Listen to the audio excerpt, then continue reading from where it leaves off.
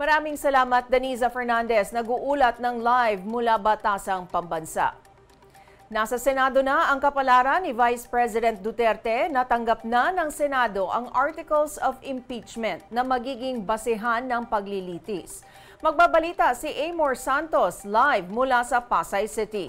Amor, last day ng session ngayon. Ano ang plano ng mga senador? Menchu, formal nang natanggap ng Senado ang verified articles of impeachment laban kay Vice President Sara Duterte. Bago mag-alas 5 ng hapon kanina, dumating dito sa Senado si House Secretary General Reginald Velasco para i-transmit ang makapal na dokumento. Ipinakita niya pa sa atin ang pirma ng 215 ng mga kongresista.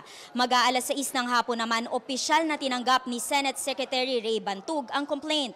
Kung titignan ang agenda for today, wala sa official business ang pagtalakay sa impeachment.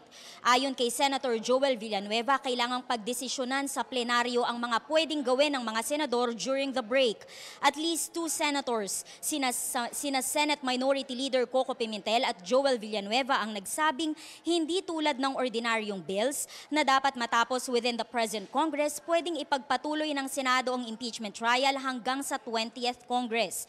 Ayon naman kay Senador Bato de la Rosa, posibleng pagkatapos ng break o sa Hunyo na masimula ng paglilitis. Isa raw yan sa mga posibilidad na pinag-uusapan nilang mga senador. Iginiit naman niyang sa kabila ng pagiging malapit niya sa bise at sa mga Duterte, mananatili siyang impartial bilang judge sa impeachment court.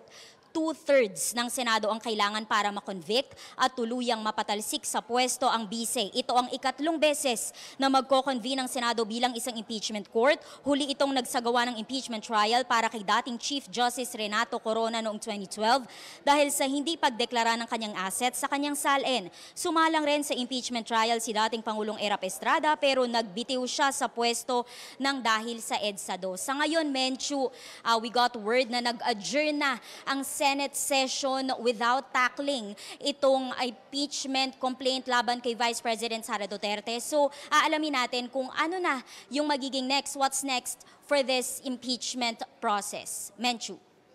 Maraming salamat, Amor Santos, nagbabalita mula Pasay City.